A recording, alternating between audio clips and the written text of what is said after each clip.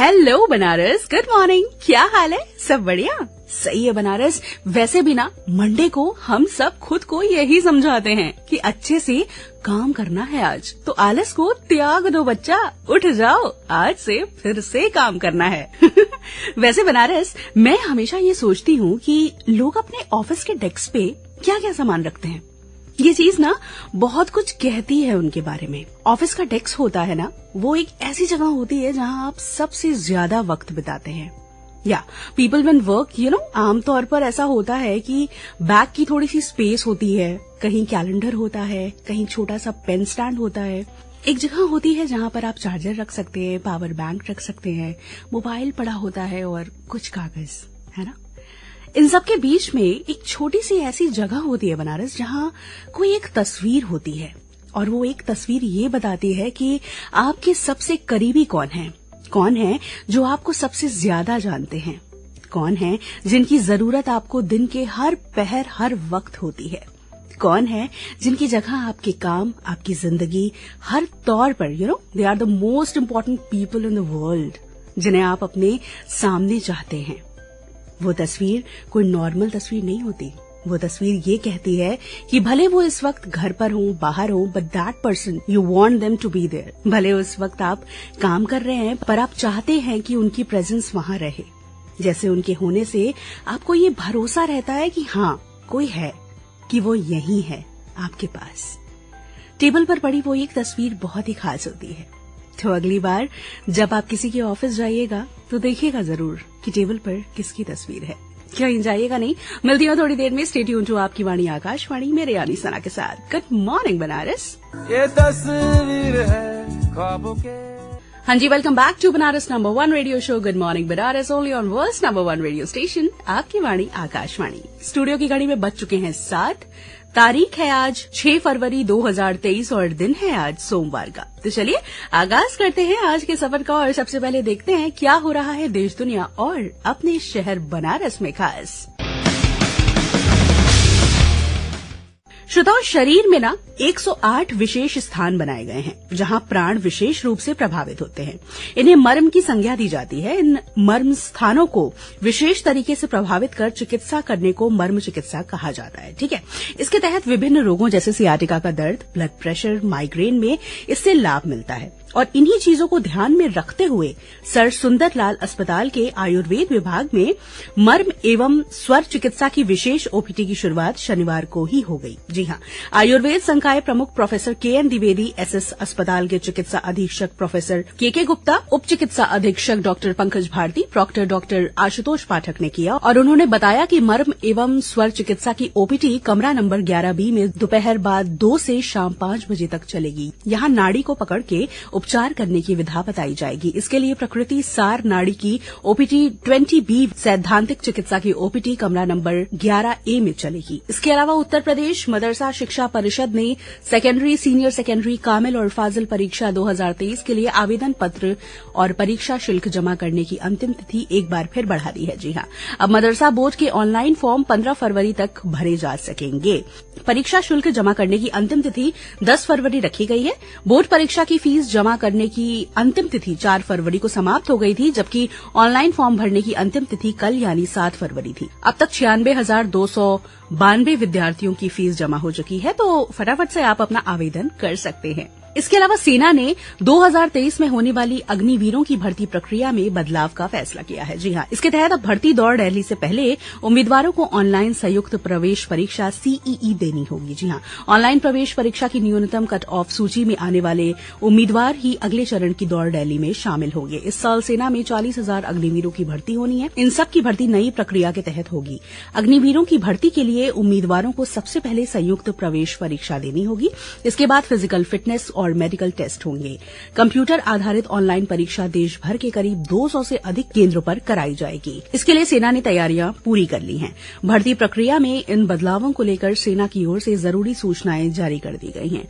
2023 के लिए अग्निवीरों की भर्ती को लेकर ऑनलाइन आवेदन का विंडो फरवरी मध्य तक खुल जाएगा और ये 1 महीने तक खुला रहेगा। बदली हुई भर्ती प्रणाली विशेष पहलुओं पर अधिक ध्यान केंद्रित करना सुनिश्चित करेगी। इसके अलावा स्वच्छ भारत मिशन ग्रामीण के सर्वेक्षण सर्वेक्षण की इस वर्ष की जनवरी की रैंकिंग में वाराणसी को देश में तीसरा स्थान मिला है। वाह! देश में पहले स्थान पर प्रतापगढ़ जनपद है।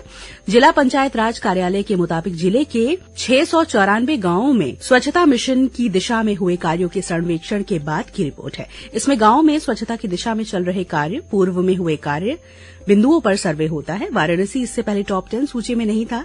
देश स्तर पर जारी रैंकिंग में दूसरे स्थान पर महाराष्ट्र का रत्नागिरी, चौथे स्थान पर कर्नाटक का चामराजनगर, पांचवें स्थान पर जम्मू कश्मीर का कुपवाड़ा और छठवें स्थान पर यूपी का बिजनौर है। तो बहुत बहुत बधाई जी बनारस आपको। अब जो है तीसरे से पहले स्थान पर आने की तैयारियां कर लीजिए।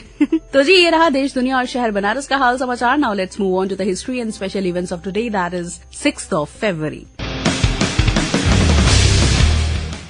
देश का पहला पेस मेकर बैंक ईयर 1999 में कोलकाता में स्थापित हुआ। ईयर 2008 में देश के औद्योगिक विकास में महत्वपूर्ण योगदान के लिए उद्योगपति एमपी जिंदल को उद्योग रत्न से नवाजा गया। इसके साथ ही आज के दिन भारत रत्न से सम्मानित महान स्वतंत्रता सेनानी खान अब्दुल गफ्फार खान का जन्म साल 1890 में, 1915 में प्रसिद्ध कवि और गीतकार प्रदीप का, और ईयर 1983 में भारतीय क्रिकेटर एस श्रीसंत ने इस दुनिया में कदम रखा। इसके अलावा बीते वर्ष 2022 में आज ही के दिन स्वर कोकिला भारत रत्न से सम्मानित लता मंगेशकर जी ने इस दुनिया को अलविदा कह दिया था।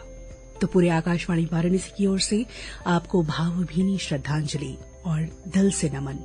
आप हमारे बीच ना हो के भी हमेशा हमारे साथ रहेंगी।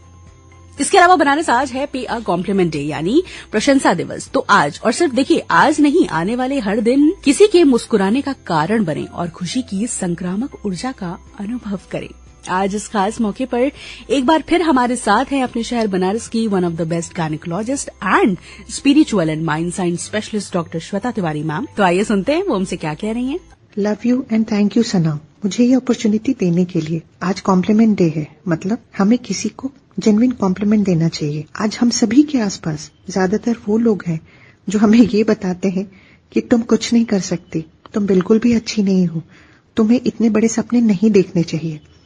ऐसे में अगर आप उस इंसान को एक कॉम्प्लीमेंट देते हैं तो आप उनके चेहरे पर एक स्माइल देखेंगे। और मैं आपको एक यूनिवर्स का लॉ बताती हूँ कि जो भी हम देते हैं किसी को, चाहे वो अच्छी चीज दे या बुरी चीज दे, यूनिवर्स वही चीज हमें मल्टीप्लाई करके वापस दे देता है। तो हुई कितनी अच्छी बात ना, आपने एक दिया और आपको मल्टीप्लाई होके वही चीज कितनी ज्यादा मात्रा में मिलती है। आज एक अपनी रियल लाइफ एक्सपीरियंस शेयर करती हूँ आपसे भी खूबसूरत लोगों से। आज से 7-8 साल पहले मुझे भी नहीं पता था कि मैं गायनेकोलॉजिस्ट हूँ। बेसिकली मुझे मेडिसिन के अलावा मुझे नहीं लगता था कि मैं कुछ और कर सकती हूँ। बट मेरी ही एक फ्रेंड ने मुझे ये बताया कि श्वेता, तुम्हारी वॉइस जो है हीलिंग वॉइस है, तुम्हारे शब्दों से कोई हील हो सकता है, तुम्हें हीलिंग के फील्ड में अटेम्प्ट करना चाहिए, तुम्हें हीलर होना चाहिए। और उसके इस शब्द ने, क्योंकि मुझे आज से पहले यही पता था कि मैं अच्छा नहीं बोलती हूँ, क्योंकि कभी बोला और नहीं अच्छा बोल पाई तो मेरे जहन में घर कर गई थी। लेकिन अपनी उस दोस्त को हमेशा शुक्रिया कहती हूँ, क्योंकि उसका ये कहना कि तुम बहुत अच्छा बोल सकती हो, तुम बहुत अच्छा बोलती हो, तुम्हारी वॉइस हीलिंग वॉइस है, तुम्हारे शब्दों से कोई हील हो सकता है। और आज 7-8 साल हो गए हैं मुझे, मैं माइंड साइंस स्पिरिचुअल साइंस पे भी काम कर रही हूँ और मोर देन 1000 लाइव्स को मैंने टच किया है, उन्हें हील करने में मदद किया है। तो ये होता है हमारे कॉम्प्लीमेंट का फर्क, कि एक कॉम्प्लीमेंट किसी की पूरी लाइफ को बहुत खूबसूरत बना सकता है। तो मैं आप सभी से एक ही चीज कहूंगी, जैसे कि मेरी लाइफ में मेरी दोस्त ने आकर के मेरी लाइफ में एक खूबसूरत पन्ना ऐड कर दिया। प्लीज आप लोग भी अपने आसपास जितने लोगों से भी मिलते हैं, मैं एक ही चीज कहूंगी कि उन्हें एक जेन्युइन कॉम्प्लीमेंट डेली दे। और एक चीज और ऐड करना चाहूंगी कि आज कॉम्प्लीमेंट डे है, तो आज ही नहीं देना है, डेली आप अपनी रूटीन में शामिल करिए कि आज एक कॉम्प्लीमेंट दे के किसी एक के चेहरे पे स्माइल लाएंगे। और इसका एक सबसे अच्छा पार्ट क्या होगा ना, कि आप पॉजिटिविटी के लिए, लोगों को खुशियां देने के लिए आपका माइंड प्रोग्राम होने लगेगा। फिर आप कुछ समय के बाद देखिएगा ना, आपको दुनिया बहुत खूबसूरत दिखेगी, क्योंकि दुनिया जैसी हमारे अपने अंदर होती है ना, वैसी ही दुनिया हम देखते हैं। तो इस एक छोटे से स्टेप से आप अपने आप ही अंदर ही इनर वर्ल्ड में बहुत खूबसूरत इंसान हो जाओगे। फिर देखना। और प्लीज मैं हमेशा इसके बाद बोलती हूँ कि अपना फीडबैक जरूर शेयर करिएगा सना से कि आपने इस प्रैक्टिस किया तो आपको इसके क्या रिजल्ट्स मिले। Thank you and love you everyone. Thank you so much, ma'am, for joining us. And Banaras, one more important thing कि आज और कल यानी 6 और 7 फरवरी को IIT करौंदी परिसर स्थित स्किल इंडिया इंटरनेशनल सेंटर में रोजगार मेला लग रहा है। जी हाँ, इसके लिए आप ऑनलाइन भी अप्लाई कर सकते हैं। मशीनिस्ट, CNC, ब्लास्टर, पेंटर और फिटर का कोर्स करने वाले युवा साथी आज और कल सुबह 10 बजे से शाम 4 बजे के बीच जाकर अपना इंटरव्यू दे सकते हैं। तो जाइए, जो भी एप्लीकेंट्स हैं, wishing them all the good luck.